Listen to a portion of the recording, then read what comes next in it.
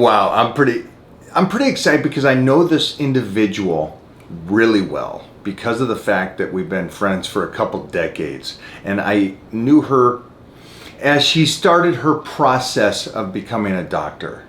And so I know the individual she was then, I know who she is now, and I could have said back then, this girl's gonna make noise. This woman, this savage is gonna make noise in the world of medicine, health and fitness. This is outside of fitness. Yes, she's involved in fitness because a lot of her friends are health and fitness people. And fitness people listen to nutrition advice, mostly from a person that's schooled in this for families. Not just an individual, but for the whole family. Mothers, fathers, kids, grandpa, parents, everything. I could go on and on about her, I guess you would call resume, but I'm going to have Jeff actually rewrite her resume, Wikipedia, because there's so much tongue twisters and things that she studied and came out with, and you will understand at the end of this how bright she is, how passionate, which is even more important, about this, and teaching you guys about some of the myths that a lot of these people are trying to push down your throat. A lot of these family doctors or pediatricians and stuff like that. With that being said, Dr. Gabrielle has been a friend for a couple decades, and she's coming out the other side of that schooling. She reminds me of that continuous school person. She wants to learn, wants to learn, but she has experience as well. And that's why she's making such a ruckus in the world today. And also, it's funny that she went through the schooling and she came out the other side with the same beliefs that I believe about red meat, about food, about is the country too fat, or do they not have enough muscle? That throws you, right? Right there it throws you. Well, are they too fat? Maybe they need to build some muscle and stop worrying about losing the fat. The muscle is going to help you burn the fat. So there's just a whole bunch of stuff. We have a lot to go over with her. So let's jump into this. Will you please, for my fans out there that maybe don't know who you are, which they should because I brag about you, will you tell them a little bit about yourself and your schooling? Yeah, of course. So my name obviously is Dr. Gabrielle Lyon, and we have known each other for at least 6 months. Oh my gosh. Oh, probably going almost on 20 years. Is that possible? It is. Can't be because you're 25, so it doesn't make any sense. That's right. Your skin is better than mine.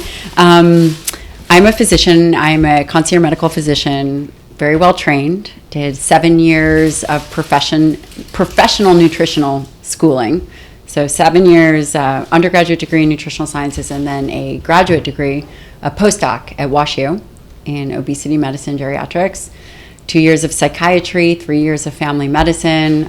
Total schooling was about 17 years. The continuous student. I'm done. You're done.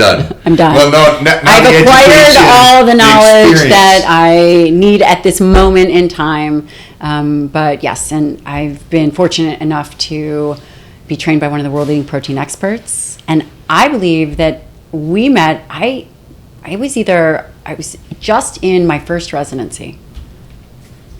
Then I got a question.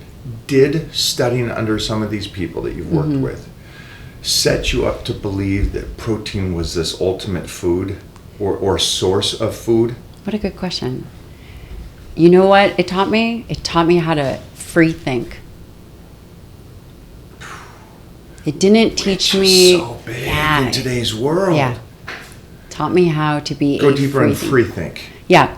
So I did mention I was trained by one of the world leading protein experts, Dr. Donald Lehman. And then, of course, WashU is a highly respected institution. And your question was, because I'm assuming because they're about protein, was I set up or preemptively trained in a way where I believe something? And I would say absolutely not. What I was trained in is a way to see what's happening both clinically and interface that with the research and think for myself and ask questions perhaps that are not being answered or perhaps are not being asked appropriately. Okay, and so something that I've always loved about you is that great physique, studied, you've been doing this, but you've maintained it. Yeah. You've maintained the decline. Yeah. Of course. How so? I think, no one knows this better than you. Consistency and discipline. You are probably the most disciplined person I know. Would you argue that that's, above and beyond? Even I'm pretty bad. I'm pretty bad when it comes to pretty disciplined. Yeah, it's tough to get me out of that focus. Very regimented, hyper-focused. And I think that within my career, that's exactly how I've been. And while I've always maintained fitness, that obviously hasn't been my primary driver. But, you cannot be smart and not be fit. Why is that? There's just an Isn't interface. that toxic? Isn't that... It's very toxic. But why can't you be successful, well-read, I guess you would say, yeah. Studied, and be out of shape and not exercise because you don't have the time to do so? I think it depends on the level of performance you're looking for. The individuals that perform at the highest level, I believe, this is my personal belief, is that you have to operate in all domains. You're incredibly unbalanced. Let's say you're brilliant, but you're not taking care of your physicality. The level to which your business goes is dependent on your physical health. Okay, so you're talking about mental health like physical health.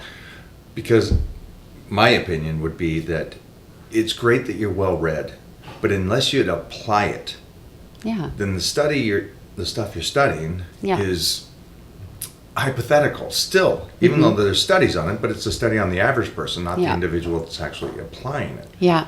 And that's what we were talking about this before we started, is that Bedros or Ed Milet and these guys, that I love them because they're each level there's something there. They can talk about discipline, they can talk about nutrition and how they continue to maintain and get better and better and better because they do all these aspects. And the business aspect on top of it. And so I always like going back to this because I think the layman's person understands. You wouldn't get advice from the guy on stage that's talking about how to be a billionaire if he lives in an apartment. Right. It's like, so why would that be, and it seems like it is, why would that be? We're listening to people that are on stage talking about nutrition that are frail, out of shape, little muscle tones, and as they age, they just kind of go back to, well, it's age. So I just want to, it's like, wait a minute, hold on for a sec. I know so many people, 60, 70, 80, 90 years old, that are still doing their things and healthy. So what do these people know that the well-read person doesn't know? I think it depends on what the agenda is. There's what is the agenda of the individual who's speaking, and there has to be a way to translate into action. It's like, do what I say, not what I do. But when it comes to actually powerful leadership or powerful education, there's never a dichotomy. Go deeper. Yeah. There's no, you trust the people that do what they are, I don't want to say, they say they're doing. Their beliefs. They're executing on their beliefs. No, would anyone? No one is going to listen to you talk about fitness if you were like a slob. See, I disagree. You think there are people that do that? But then, okay, perhaps. But in my opinion, there has to be not just knowledge. There has to be this interface. Agreed, 100%. There just has to be an interface. So your question was, when individuals are frail, and we're listening to these people talk about nutrition, and they are clearly sarcopenic, old beyond their years, and frail. Why are we listening to them and their nutrition advice? And I would have to question motive, not motive on, who knows, motive on their part. Let's remove the person on stage. They have the right to talk about it. They believe it. They're doing their thing. Why is the audience listening to them? Besides them being articulate and charming, I guess you would say. But what can we teach, I guess, the audience that's out there watching this right now? Because the one thing that I always kind of go, wait a minute. There's an infomercial, and the guy sells workouts, and he has 20 of the greatest trainers, yoga, cardio, whatever it is. Yeah. This person, join today and you can do this. Well, you own the company. You own the company, and this is as good as you look? Yeah. I'm confused. But the viewer looks at it and he bypasses the owner of the company that can Right. have all 20 of these people giving him advice. Yeah. And that's the best he looks. Yeah. And you're a 350-pound person, and you're like, you see the guy doing jumping jacks, and you're like, oh, he's in great shape. I'm doing this. Where was the disconnect from the guy that runs the ship to the trainer? Yeah. And I think that this goes actually down to discipline. And I think that there's external discipline in work, and then there's self-discipline, personal discipline. And it's just an attribute. And an individual can have a lot of external discipline to execute and really low internal discipline, a low level of internal disciplined intelligence. But I will say, but can you imagine how much more successful that company would have been if that individual who's 350 pounds, who owns that fitness company, was... Well, I was saying the 350 would be the individual watching. Oh, I see. Disconnected from the owner. I the see. owner just looks like an owner. Okay. Hey, I got an idea. I'm going to make an app, and I'm going to get these trainers, and then I'm going to have them do this, and I'll sell it. And everybody bypasses that he's the owner, and he just gets the 20-year-old that looks great doing yoga. Got it. And it's like, ooh, I want this. Yeah. And so that's where I'm trying to figure out, because I don't care about the people on stage. I knew these people 20 years ago before social media, and they weren't doing anything. And they didn't know anything. They haven't changed except aged. They didn't minimize the decline. So they're all missing this information, which confuses me. But how do we help the individual that's looking at this going, what's the right training plan for me? Who should I go to? Who should I ask? Because I think that's a key point, because I want to move into nutrition with you. Because nutrition has become a religion. Oh, man. Has it not? It has. You know, when we first started, it wasn't. Do you remember when it wasn't? Nobody cared. I'm way before you. So yes, I remember. Way before. Okay, good. But it just wasn't. A decade ago, nobody cared. Do you agree? I mean, maybe even... I grew up on Wonder Bread, peanut butter, and jam sandwiches. So, I still made it work for me back in the 70s. And then early 80s, I compete. And so this world that we live in today, to me, has confused health and fitness so much that it's just confusing now to the individual. And it's more detrimental. This information highway is more detrimental. The confusion creates more divisiveness. And, if what we truly want is a healthy world, which we can all agree that's what we want. Well, most of us. Except for the people who want the finance. Can mostly agree that we want a healthy world. By creating so much division, like you said, in terms of religion, we're in trouble. Because I believe people always try to do the best they can. And it is so outrageously confusing now that they don't have a chance. 100% agree. Because it seems like you go to a party and you're 5 minutes into talking to a new person and they're like, hey, I'm vegan. Wow, okay, I'm Mike, how you doing? It's like, so it has gone so extreme. And again, I want to try to help the individual out there trying to figure out what's right. And I know that I talked about, for me, I believe there's a certain amount of protein you should do to build that muscle and keep that muscle. Yeah. But I also believe that you should never run away from carbohydrates. And I think that's the one thing that everybody just kind of goes with this. I'm older, I don't burn as much. Okay, well, I mean, for me, it's a weightlifting program. I'm not as strong right now because I'm dieted down. So I need to refeed the body and get a little stronger. But that's the same way I do with food. On food and carbohydrates, I don't run away from it because I'm getting older. I go, I need to get back to it and teach the body to utilize it. Make sure I can continue to push my metabolism even over and beyond what it should go. And then keep the food in there where everybody else goes, I'm older. I'm chalking up the carbs. I'm down to 50 grams a day. And I'm like, wow, you're going to deteriorate really quick. in my opinion. Yeah. That's what I've seen for the last 20, 30 years. And, one thing that's so unique about you, which I think is the obvious, is you are an extremely well-trained individual. You haven't, how many times have you missed the gym and in your program? Mona, keep him honest. Yeah, that's... No. So like when you are, do you go through periods of time where you don't train for 2, 3 weeks, 4 weeks, just take a season off? Life. Exactly. Yeah. So what we're looking at now is we're looking at the capacity of what could be for a individual. That doesn't exist. That hasn't been perpetuated in our society. So for you, you're metabolically flexible. You're a very large human, right? You're a foot taller than me or whatever. By the way, I'm 5'1", 110 pounds. So you can consume. You also train like an animal. There's no stagnant substrate. So it's not like you're providing the muscle more than it needs. You're utilizing it.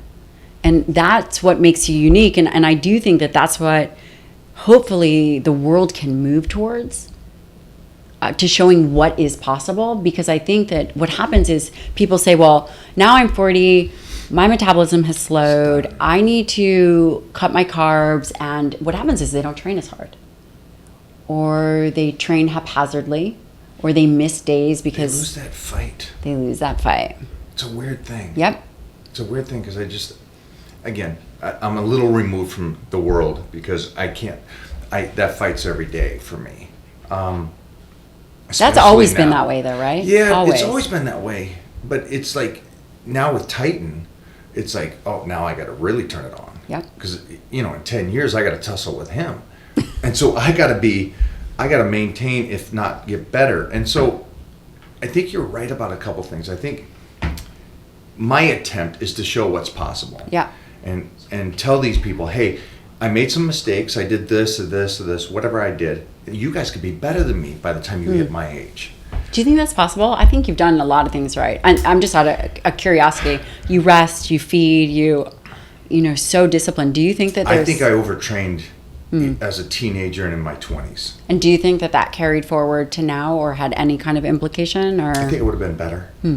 Society seems to go, you're 35, your testosterone's dropping. Right. Or it's dropped. Or it's these guys try to make it seem like it just goes from 900 to 0. I'm like, okay, first of all, it just lowers. Right. And it lowers so moderately. It's like, it doesn't just stop. And society goes, well, with food, you got to pull back, you got to fast now, you got to do all this kind of stuff. And I'm like, you guys are setting yourselves up to fail. Mm-hmm. Maybe you don't fail now in 3 months, but in 5 years when you go back to eating every single day or try to put carbohydrates back in your system, Yep. What's the shutdown on that? Yeah. Can you explain? Because I think they get confused. They see somebody in shape and they think their metabolism's working at the most peak level. Yeah, no, yeah. Not necessarily. Exactly, because they're doing 2 hours of cardio. They're working out twice a day. Yeah. They're on a deficit. Right. And so my belief is it's actually off season that your metabolism's working at 100% because you're feeding it. You're doing, if any, cardio, none, and working out maybe 4 days a week. Yeah. Can you explain the difference between those two setups? Yeah, sure. So basically what you're describing is someone who is likely really lean, in a deficit, who's training hard, and the body is so intelligent. So what happens is the body has the capacity to lower its energy expenditure. For example, if I was surviving on 800 calories a day for a period of time, my body would adjust to that. My metabolism would slow down. So then if I started to all of a sudden refeed quickly, I'd probably put on weight. So in season, when people look amazing and are shredded and are not feeding, their metabolism is likely slower. Absolutely. It's crazy that society doesn't think that. Yeah. They completely look at that, or at least the health and fitness world and the layman person. Yeah. I'm not talking about you experts out there. Don't worry about that. I'm talking about the majority of society that sees somebody with abs and they're like, oh my gosh, your metabolism's firing up. Yeah. And then they look at the guy that's, 300 pounds off season, not doing cardio. Or like Mona. Mona doesn't do cardio. Mona walks around at 12-13% body fat and trains 3 times a week. Mona, everyone wants you to go jump in front of a car now. Yeah. Just kidding. Don't get offended. The metabolism is so hyperdrive. Yeah. And when I'm off season, the people are like, oh, wait a minute, hold on, what's going on here? It's like, no, the body's functioning. You know, I'm a 50-year-old man eating 500 grams of carbohydrates, and the body's utilizing it. And then they see me in shape and they go, oh, now it's working. Right. It's like, why are those two things so separate to the layman person? If you can, don't be the doctor right now. Be the casual person trying to explain this to them. Yeah, I think that, you know, when we think about metabolism and we think about, you know, like effortful training, when an individual is lean, I think it's just society that we think that, oh, that's what they look like that all the time. If they do, that's someone like Mona. I would say the majority of people, the majority of women don't stay nearly as lean. And in terms of, you know, why individuals, you know, when you're saying in terms of metabolism, when you are off season and you're feeding, fueling, and resting, you're probably burning a lot more calories. All right, so let's jump into something that's very toxic. Oh, no, not toxic. Yeah. I talked about protein and how important red meat is. And I believe it's a superfood. And I think that protein, for me, should always be in that meal plan. And then you can play with your carbohydrates. I agree. And I think the data would support that. Oh, the data would support that. The data says protein. Red meat shuts you down, or protein shuts you down. It's not good for you. You got to fast. The data doesn't say that. Oh, who says that? Other individuals, but the data does not support that protein is bad for you. In fact, all the data would suggest that a more optimal protein diet is better for all biomarkers, body composition, everything. So when does carbohydrates come in and come out? When you're an athlete. As an individual who's well-trained, if you're sitting around eating bonbons on the couch and not training, negative, Houston. Okay, Heath Evans. All right. Okay, gotcha. All right, I gotcha. But, you know, for carbohydrate use, again, carbohydrates are not the enemy. If you're training, you know, for my patients, we give them carbs. You know, it depends whether it's before or after training, but I wouldn't necessarily not give them carbs throughout the day if they're highly metabolically engaged in their world. So what's going on then with, because it's funny, I always talk to, everybody's a little different, but the 80s and 90s guys, we never looked at our fats. And when I interview anybody like Ronnie Coleman or anybody, they go, I didn't count fats. But today, fats are like... When you say they didn't count fats, was it just a low-fat diet or... Yeah, it was the focus on the carbohydrates, the pasta, the potatoes, the rice, and the meats. Yeah. That's what we're focused on. Yeah. Today, it seems like fats are like the ultimate superfood or something to people. Can you explain that? Yeah, I don't necessarily believe that to be true. I think that what's happened is, you know, it's interesting. I was talking to someone earlier, and protein, I believe, is really the ultimate. It's essential, right? You need it not just for muscle, but for all body turnover, whether it's liver, kidney, everything, all your tissues, which are constantly turning over. Not only that, in starvation, if you run out of muscle, you die. That's not a good thing. You die. So you're living forever. Right. Good news. Good news. Yeah. All right. You know, and then, so in terms of essential nutrients, protein, I think, is paramount. Okay. Essential fatty acids, you don't need that many. In terms of it being a superfood, I would be hesitant to say that is true. I personally don't have any input on that because I don't necessarily believe it. You know, and then you've got carbohydrates, which everyone is afraid of. But I would say in society now, it's always like people are hating on carbs, or they're hating on fat, or they're loving fat and hating on carbs. And then protein now is the new evil villain. Yeah. Which is weird because from your bodybuilding perspective, it's always been paramount. Did anyone ever villainize it? Not in our day. Like ever. Yeah, it's a weird thing, and I'm still trying to get the bridge between my world and their world. And I'm trying to figure out how to talk to them to understand, first of all, what they're talking about. Because I think, in my belief, is most people's metabolisms are not functioning at a good capability because of the fact they're just always in a deficit. they're eating bad, or they eat once a day, or they eat at the wrong times. But I believe that carbohydrates is something that is fun to play with. You know, if you're going to diet down for something, your class reunion, a photo shoot, a wedding, whatever it is, play with your carbohydrates for those 3 months. And then after that, get them back in there to where you can function again. Yeah. And that you don't turn your body against them and shut them down. Yeah. Because when you do go back to it, it's like a bodybuilder. You blow up like a balloon. And then they go, oh, it's my metabolism. No, it's not. You just taught your body to do something. Yeah.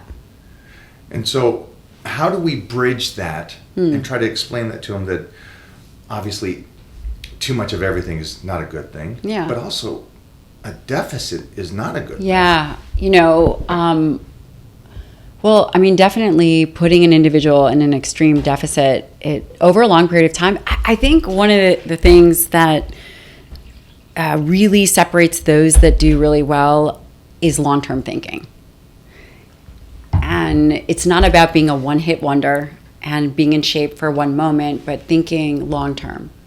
And I think individuals that do extreme dieting, and we're not talking about getting ready for a show, but that are constantly, you know, removing carbs or removing protein or removing fat, they're always going to have an issue. And, you know, the body is very flexible and malleable.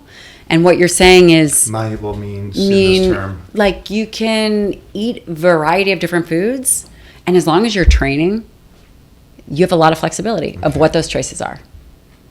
But the second you begin to scale back on training, I think that this creates a lot of issues. So, and in addition, if you do cut out carbohydrates for periods of time, I think the evidence would suggest that does something happen to the pancreas? Do these beta cells, which make insulin, die? Does it become more difficult to reintroduce? I think we might see that is a possibility. You just went deep on that. I know. I didn't want to, but you asked me. But you asked me. No. You're educated. I get this. It's like Jordan Peterson. No. This is great. But I think that what you're saying is true. That when you remove carbohydrates for a period of time, the body doesn't know what to do with it once you reintroduce it. And I think that it creates problems for people. I think it creates mental problems for people because they don't give it, like you said, it's the long game. Yeah. And I don't think people, as soon as anybody I've ever worked with in 40 years, anytime you give them a little bit more calories and they start putting on that bloat, I guess you would say, the extra weight, oh, I'm going up 3 or 4 pounds or whatever it is, they completely freak out because their body is still trying to figure out what's going on. Now you're feeding me. Before you've been starving me for 2 months. Now you're going to feed me. So it's funny to see them, after 2 weeks, their body kick in, changing nothing, just the food we started feeding them. And then their body kicks in and goes, okay, I'm trusting you again. And so something you just kind of said, in my layman's terms, I guess what I'd say is your body is freaking amazing. Yeah. And it will adapt. Yeah. If you starve it, it's going to adapt. Exactly. Because it needs to keep you alive. But it's also going to adapt if you feed it correctly. Yes. It may take time. Yes. That's a given. But are you patient enough to wait to let it kick in on its own and then function that way? And so one thing I've always done with my nutrition and people I work with is that I push it and I get the body to work with me. And I understand that it is meant, it's not meant to starve the majority of the time, which is terrible for anybody. Yeah. And I don't think they realize that you should not be in a deficit all the time. Yeah, and then also you lose muscle mass. If you are starving yourself, you'll lose muscle mass. You're tightening up, though. Isn't that good? I mean, I think it's risky. I think it's risky, especially as people get older. Why is that? Because muscle, once you begin to destroy it and you're not fired up to train in the same way, you're setting yourself up for a losing battle. And then in the short term... But won't it get easier as you get older? You get smarter as you get older. So then you don't make the foolish mistakes that maybe you did in your youth, like going on the cyclical yo-yo diet. And that's where I think the real magic happens. I don't think they get that, but They do now. I just wanted you to say No, it because they of the fact they that get it now. They get it now. It doesn't get easier when you get older. It gets harder. The body does slow a small amount each year, but if you're ahead of the game, minimize the decline again. It's stay ahead of it. Yeah, and you've gotten better. I think that we can get better, but I think it requires some critical thinking, understanding that the things that worked in youth may be more detrimental, like you were talking about overtraining. Yeah. And then, of course, not just overtraining, but then these kind of starvation diets. There's a lot of the longevity talk, which I'm sure you think is kind of funny, which longevity, they're talking about protein restriction. I mean, first of all, how do we even define longevity? We're talking about 6 hours, 6 years. And how does an individual want to age? You restrict protein, man. How do you think people are going to age? Oh, they'll just be as frail as anything. But that's how we're leading right now. Yeah, that's where we're going right now. Great, It seems that's where we're going. So basically, you mean would you want to live 5 years longer, frail, in bed, on a walker? Or would you? I think you and I agree that it's not about the length of your life. It's about the quality of your life. And the one thing I keep saying over and over again is it's muscularity. Yeah. And bone density. Yeah. And how do we build that? And Mona's biceps over there. Yeah, just don't even look at that. That's Do not turn away from the light. Turn away from the light. Do not make eye contact. I don't want to make this seem like I'm against low carb diets or anything. What I'm against is the idea that that a person should just restrict throughout their year. I'm eating less. I'm doing less because I'm getting older. That's such a weak mindset. Yeah, I think I can't deal with that. Yeah, I think that's a really good point. And we do see that a lot. So that's interesting. The idea that people are saying that they're getting older, so they actually they consume less calories, they move less, right? Their natural, spontaneous activity goes down, and they don't train as hard, or they don't fuel, and so they can't train as hard, or kind of vice versa. So let's solve the problem, if we can. Do you like red meat? I do. How much should a person average, I guess you would say, during the week? 3 times a week? I would say there's no upper limit. So you have studies that you're going to send me, because I'm going to talk about these studies, because I would like to go over that because of the fact that it's such I love Piedmontese, and we talked about Joe. I said Joe. I talked to Joe. Okay. Shout out to Joe. You guys don't know Joe. Joe runs Piedmontese, and it's incredible. I'm going to see them in August. There we go. But he told me, by the way, your French restaurant, I'm probably not supposed to say this, French restaurant tomahawk steak. Oh. Did he tell you that? He didn't. Sorry, Joe. No, it's okay. But like something we did with Titan is from 8 months, he was eating the steak dogs. Yeah. And he was taking in about, I guess by 1 he was taking in about 90 grams of protein a day. Plus everything else. And he's incredible. He's taller than me. He's 4 feet right now, so he's closing in. He's close. But I guess the point is that I want these people to realize that they can slow down the aging, and as soon as they get their mindset that phone it in after 30, which is a weird thing. Yeah, isn't it? It shouldn't be that way. Yeah. What would you recommend for somebody if they want to start getting in shape? Yeah. Nutrition-wise. Yeah. So I think we could probably all agree, prioritize protein. And I actually recommend on the higher amount, 1 gram per pound ideal body weight. Great place to start. So agreed. I'm 110 pounds. So small. I know. 111. I weighed myself in the bathroom scale. 111. So for me, really for maintenance, I eat 111, more like 115 grams of protein. Great start for anybody. It's a great start. Now you can titrate up. I don't necessarily recommending titrating down, but 1 gram per pound ideal body weight. Protein is satiating. It affects muscular health, which we know muscle is the organ of longevity because it's an endocrine organ. Very cool. I know Mona gets it. I can't even spell that, guys, so just don't worry about that. And, you know, then you decide everything else after that. So you optimize for dietary protein. Then if you like to eat carbs, you like to eat fat, depends. I do much better on carbohydrates than I do on fats. Same. And then you just decide whatever your calorie target is, you can calculate it. I love that, because I agree with that. I think anybody, you can just start with their body weight on their protein intake. And then for me, I would go, one aspect I do is whatever you were doing carbohydrates before, I'm going to take it up a little bit. And do you calculate using any formulas, or do you do it based on body weight? How do you do it? I do it off of what they do, because I believe the body is adapted to whatever they were doing. Okay. So we give them kind of a basic, and then we watch it. But for anybody out there, what I would do is always go a little bit more carbohydrates than you were doing to start kicking the body back into gear, and also getting it used to it. Because it's, again, I'm here, the protein's always been the same. Yeah. But it's how I play with my carbohydrates and They not really run away from change, yeah. that has kept me in this game as long as it has. That's the one thing. And then the mindset of I'm not quitting. Yeah. I'm not giving up. Yeah. So those are the two things. And again, I'm like you on the fats.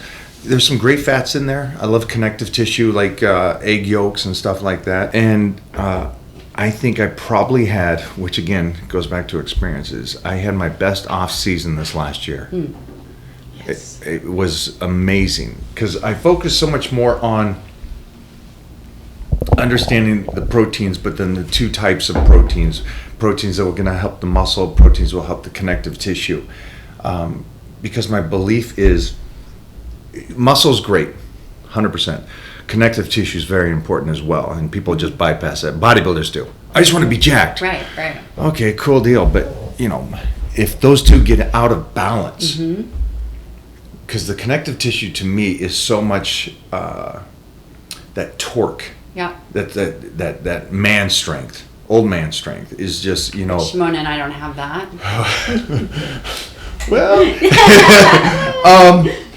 but Yeah, well, I want to interrupt you guys real quick, because Mike is talking about off season. So when you say off season, I've noticed that a lot of people think that off season is just eating everything that you can. No, he was still on a plan, on a meal plan. Just his calorie intake was so much higher. The carbs were different. The fats, I mean, if you look at his YouTubes, are insane. How high? they weren't. 150 to 200, which isn't a lot to her, because she knows me. Drinking all these oils, you don't To do that her, on it was Yeah. such a different Yeah. for what I did. Yeah. But relative to the carbohydrate percentages and the protein percentages, What it was your wasn't. highest carbohydrate? 500? 500.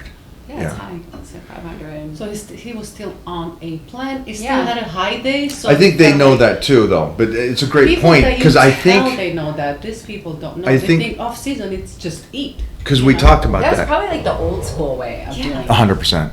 You know, and the people that are able to maintain exceptional health and exceptional physiques are all calculated. They're all at the top. They all have some kind of mastery.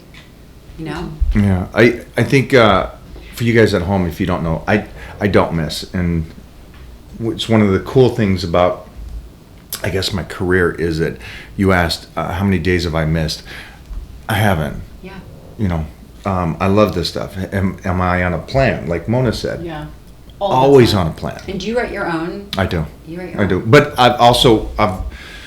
when I was a youngster, obviously, I worked with Neil Spruce, who's an expert, and then Chris Aceto when I was in my 20s, and so on. And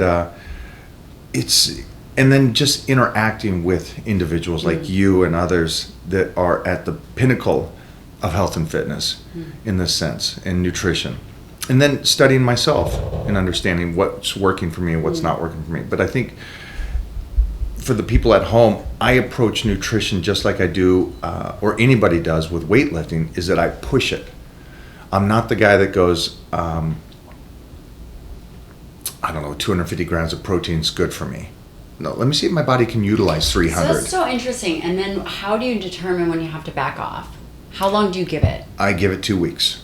And then I see what's after going on. 2 weeks. Okay. But I know myself well enough. I wouldn't say everybody else should do 2 weeks, but I know myself and my body well enough to go, okay, this is 2 weeks in, what's going on? Is my body utilizing it, or is it storing it? Am I getting stronger? Is it recovering? What's going on? And then what's great about me in this sense is that I'm always a military when it comes to get my sleep. So there's other things, there's no factors outside of that would waver. Well, maybe this week I was stressed out or didn't sleep. That's not me. I always get to sleep. I always get that. And so I'm always studying. And so I studied the body in that sense. But the one thing I keep going back to is I think that red meat is such a win. It is. I mean, I would agree with you. There's, it's a natural source of creatine. Where else are you going to get that? Well, then why such the hate on red meat? I just did something. It's too expensive. Well, you got that. Good job, Biden. But when it comes to red meat, they keep going, or they keep trying to say once a week, twice a week, 3 times a week to the most. We eat it every day. You do. Same as us. I mean, why would you not? Where's the studies that they keep saying, oh, I'm going to send you some studies that shows that the red meat is bad. It causes cancer. It causes backup. It causes... We have never seen high quality evidence to support that, ever. Epidemiology data is what's considered low quality data. There was a series of papers from Annals of Internal Medicine, which is like the Super Bowl papers. And it said that there was no reason for individuals to be cutting back on their red meat consumption. So the question is, why does this happen? Yeah. I think it's very misleading. I think for the science nerds out there, there's a big difference between absolute risk and relative risk. For example, absolute risk. So typically when you hear these numbers, because we've all heard, it increases your cancer by 18%.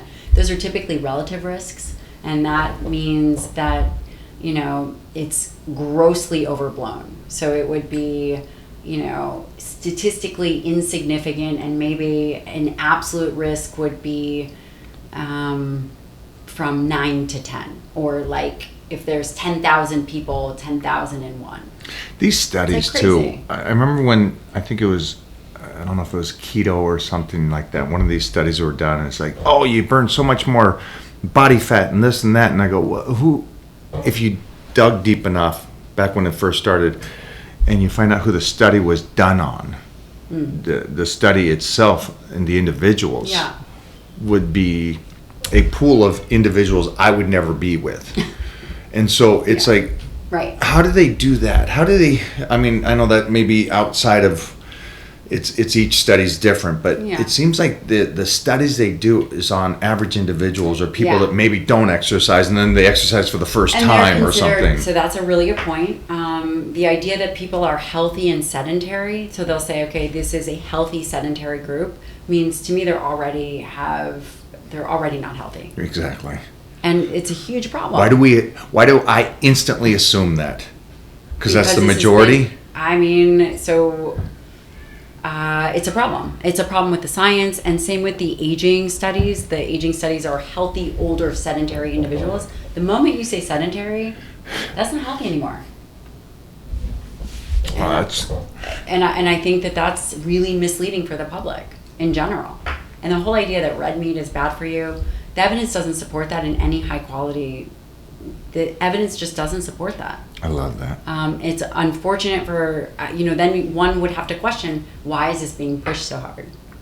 It goes back to that every single time. In nutrition. Like why? So here is a food that is rich in protein, bioavailable iron, zinc, selenium, has all these food matrix components like creatine, taurine, all these other components, yet somehow we're demonizing this. And if you were to listen to it, red meat is the cause of all things. Global warming, cancer, diabetes, heart, like everything. Well, it's definitely... That's impressive. We don't have one other thing that is definitely raised the gas price. Which is insanity. So just if we were to critically think and take a step back, we don't have one... Smoking doesn't even do that. But you mean to tell me red meat does? So these are the things that people have to question, and then we have to answer who stands to profit from these kinds of discussions. Is it purely evidence-based health and wellness? It's not. red meat, what mechanism of action? So then, that would be the next question. How? Well, for me, I would say I'm going to continue to eat red meat. You guys at home don't have to. We love chicken. We love turkey. Yeah. Equal opportunity. Yeah. You guys can eat any of that stuff you want to. We just want to I wanted to at least sit down with you and kind of really go over that in nutrition and why the running away from carbohydrates. And I get that not everybody wants to work out. I get that. But I'm assuming if they're watching us, there's probably a good chance that they want to eat carbs. Yeah, you can earn your carbs. Explain that. Earn your carbs. Yeah, the more you train, the more capacity for carbohydrates you have. I have a huge question for you. And it has to do with, first of all, you asked about a vegan diet. And I was thinking about attempting that. Because I believe also I should try everything and study everything before I speak about it. And the one thing I couldn't do is I knew that I couldn't get enough protein without a over amount of carbohydrates on a vegan diet. So I stayed away from that aspect of it. What's your thought about? I agree with you. I think that unless you're going to go to just the powders, for someone like you, it would be very difficult to maintain your carbohydrate intake in a range that is reasonable for you. And you eat a higher carbohydrate diet depending on what you're doing. I think getting enough protein on a plant-based diet would be really challenging. Question, I think you're perfect to answer this. I think people think if you have protein drinks and stuff like that, which again, I agree with. Yeah. And if there's after the gym or you're on the move or you're a doctor or somebody that's just, you're locked down in a situation, have the protein drink. What is the difference between a protein drink and an actual meal on the actual digestion? Because I think they think it's protein, it's the same thing. But the body does something with food. It definitely is a much faster absorbing source of calories. And typically what I've found is that I'm hungrier after a protein shake. Again, do I use them? There are times when I do use protein shakes. I recommend them. But there's something that slows down absorption when you're chewing, when you're sitting down to eat a meal. It's just the way it goes. Okay. Now, the biggest question I have is people look at me and they go, holy cow, this is great. You're a motivation for guys over their 40s, over their 50s. And I'm like, I don't want to be that guy because of the fact that I set myself up in my teens and in my 20s to do what I do. And then I just never stopped. So what is it about teenagers today with social media? This is going to be a tough one. If you can't answer, it's okay. We'll go to Jeffrey. But teenagers now and 20-year-olds are so focused on keeping the abs, keeping that Hollywood look, I guess you would say, that movie star bodybuilding look all year long. What are they doing to themselves? Yeah, I mean, you and I both know that it's really hard to stay lean all year round. And when you do, you definitely can affect your metabolism. Your metabolism slows, your hormones can be affected, your thyroid hormone can be affected, even sex hormones, even if they're younger. Oh, sorry, go back. What? Well, the reason why I say that is because back in my day, we would go off season and we knew about it. And again, it's like you get a certain amount of time to do your photo shoots each year and all that kind of stuff. But today, these kids, I don't think realize that you're putting that quality muscle on in your teenage years and in your 20s, and people bypass that time. You know, it's going to be really interesting to see what the next generation is like. I want to point out. True. I want to point out what you just said. You said in our 20s, our teens and 20s is when we really begin to put on that quality muscle. Right now, that age group is really being pushed in a low protein direction. And it's going to be really interesting to see what the ramifications of that are. And listen, is it easier to build muscle when you're younger? Yeah. Can you probably get away with less protein? Yes, but... See, I'd go the opposite. I'd say why don't. Settle for... I agree with you. I would say don't. I would agree with you. Absolutely. So what we're Can you? Yes. Exactly. But why? Exactly. And so I think it's going to be really interesting to see in the next decade what the teens and 20s who are in this arena now, listening to kind of the dietary advice, what it's going to look like them going forward. I think you guys all should you teens and 20s should stay low protein. And that way Titan just rules the world. Oh my gosh. They're going to be incredible. Yeah. Right. But the idea it sets us up to win right there. Yeah, it's unfortunate because I also think that, as you're putting down a peak bone mass, and, bone is made of protein.